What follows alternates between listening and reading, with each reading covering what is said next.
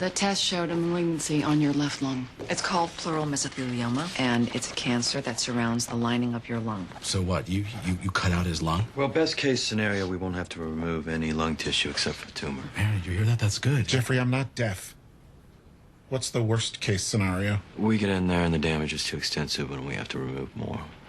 My whole lung. That's the worst case scenario. But yes, it is a possibility.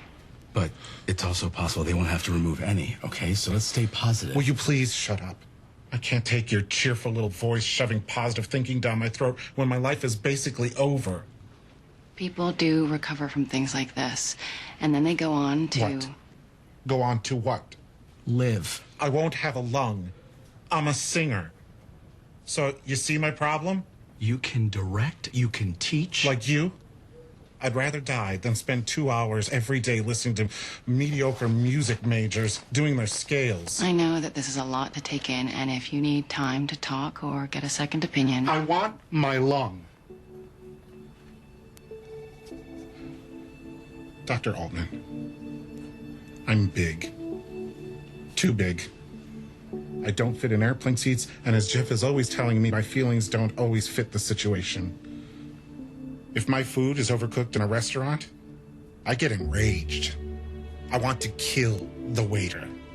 But I don't.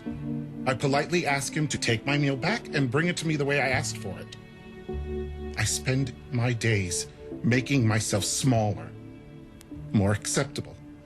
And that's okay, because at night, when I go on stage, I get to experience the world the way I feel it, with indescribable rage and unbearable sadness and huge passion.